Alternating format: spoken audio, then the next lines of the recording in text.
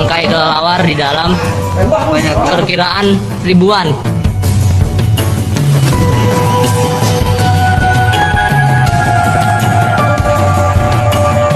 Good people, matinya ratusan kelelawar di desa Rajek, Tangerang menggegerkan warga sekitar. Matinya kelelawar dalam jumlah yang begitu banyak mengingatkan pada sebuah kisah tentang pesugihan lowo putih atau kelelawar putih. Di Rajek, Tangerang pernah ada fenomena terjadinya matinya kelelawar yang berjumlah banyak, bahkan ratusan. Nah, itu bukti nyata, berdasarkan yang terlihat, itu adalah bukti nyata bahwa memang benar adanya perjanjian, khususnya pesugihan dengan media kelelawar. Biasanya dimiliki oleh orang-orang yang berkeinginan menjadi kaya dengan cara cepat. Dan pesugihan selalu mengalirkan mistis, juga bersinggungan dengan makhluk gaib.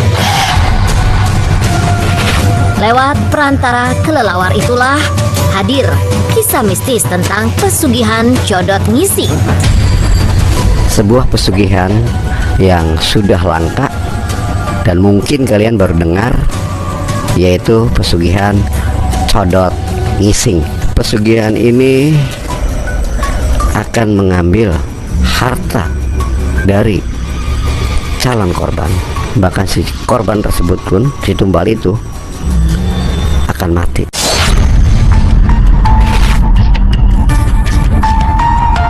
Good people, pesugihan kelelawar putih dengan banyak tipe seperti Codot Ngising banyak diburu orang karena dianggap memberi keuntungan rezeki berlipat ganda.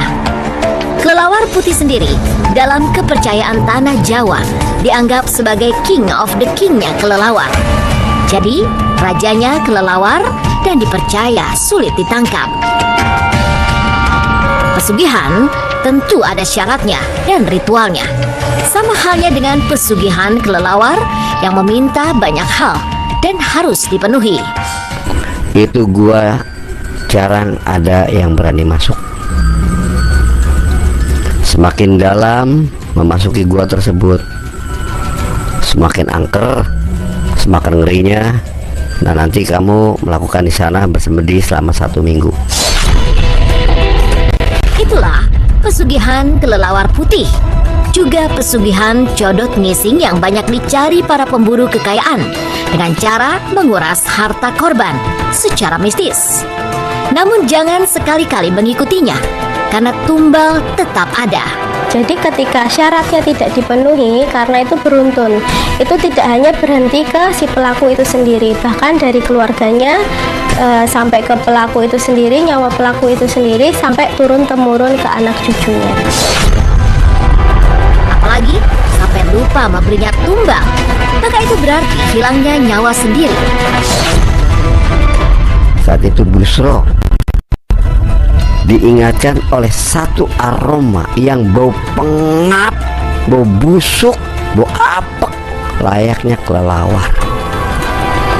Saat Busro melihat ke spion belakang, muncul siluman kelelawar duduk di belakang Busro. Busro kaget, tersontak saat itu ada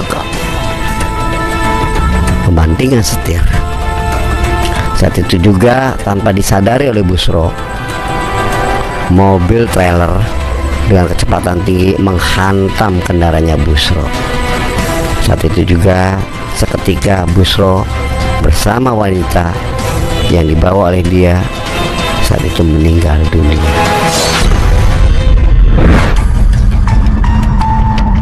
Good people, selain kelelawar, pesugihan juga bisa didapat lewat burung gagak.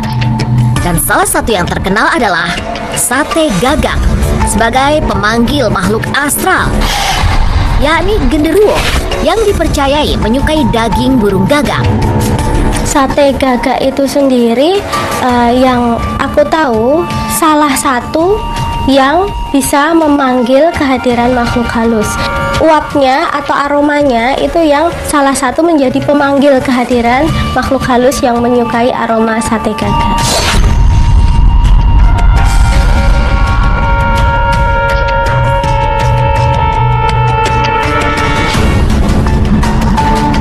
Seperti dialami salah seorang pria yang terpuruk ekonomi dan pernah menjalani pesugihan ini untuk mendatangkan rezeki dengan jalan menyate gagak.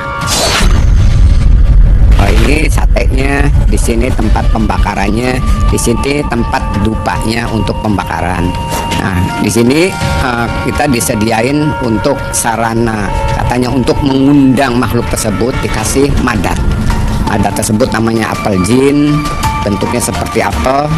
Saya masih ingat dalam hati ini bentuknya seperti apel, cuma kayak dari kuningan, ini bisa dibuka. Begitu dibuka ini dalamnya kayak ater. Saya juga waktu itu nggak peduli lah.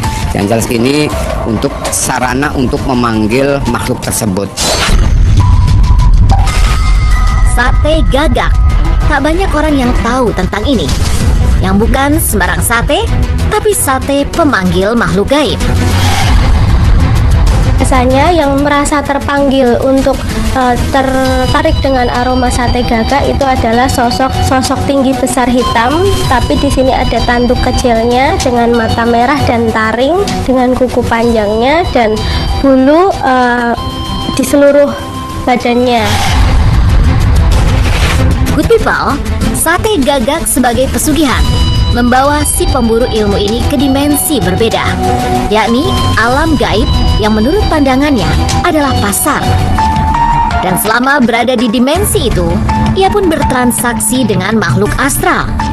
Diawalin mulai transaksi, mulai ada yang beli tersebut. Emang dari awal yang pertama kita fokus kan jenisnya kayak serigala seperti itu ya, menyeramkan, ada taringnya, terus berlumuran tanah merah, dan yang lain-lainnya juga. Yang antrinya ini kan ada macam pocong, mungkin gondoruo yang bulunya sampai rumbai-rumbai lah ya.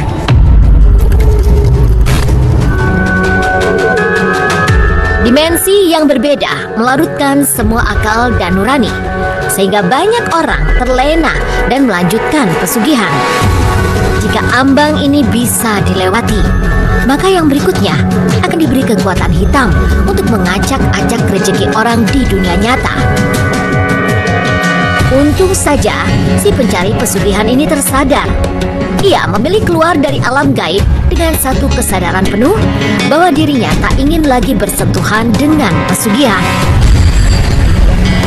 Jelas kalau bisa ya, emang kalau bisa jangan.